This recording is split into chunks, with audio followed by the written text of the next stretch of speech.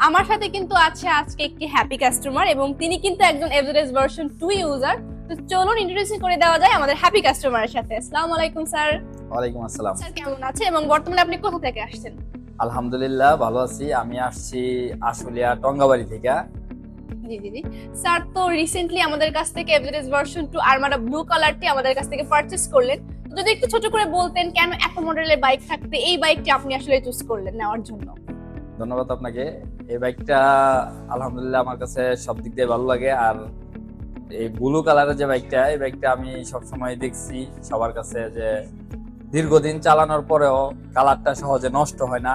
তো আমার কাছে মনে হয়েছে যে এই কালারটা খুব ভালো, আর ব্যবহার করে এখন দেখতেছি যে ভালো। আলহামদুলিল্লাহ। স্যার আপনি কি মাইলেজ ঠিকঠাক মতো পাচ্ছেন? মানে হ্যাঁ, কত পাচ্ছেন যদি একটু বলতেন ছোট করে? মাইলেজ 40+ পাওয়া যাইতেছে, তারপর আশা করি আরো ভালো পাবো। স্যার তো কিছুদিন পর আমাদের কাছ থেকে ফার্স্ট সার্ভিসটা নেবেন, তো এটা নিয়ে আপনার অনুভূতিটা যদি একটু বলতেন। তো এখন তো দেখতেছি আপনাদের এই জায়গায় সবগুলো সার্ভিস ঠিকঠাক আছে। তারপরে আপনাদের সার্ভিস সেন্টার ঘুরে দেখলাম, ওই জায়গায় মোটামুটি টেকনিশিয়ান গুলা খুব দক্ষ। ফ্রেন্ডলি। তো ইনশাল্লাহ আশা করা যায় সামনে আমাকে ভালো সাপোর্ট দিবে তারা, ইনশাআল্লাহ স্যার। যে কোনো প্রবলেমে যে কোনো প্রয়োজনে আচ্ছা ইনশাল্লাহ পাবো। স্যার তো এখন থেকে আমাদের অফিশিয়ালি ইয়ামাহা মেম্বারস হয়ে গেলেন, তো আবার যদি একটু বলতেন এত সুন্দর অনুভূতি যদি একটু গুছিয়ে বলতেন। তো ইনশাল্লাহ আমি তো আগেও বললাম, আর ইয়ামাহার সাথে আমি অনেক আগে থেকেই, ইয়ামাহা আমার কাছে ভালো লাগে।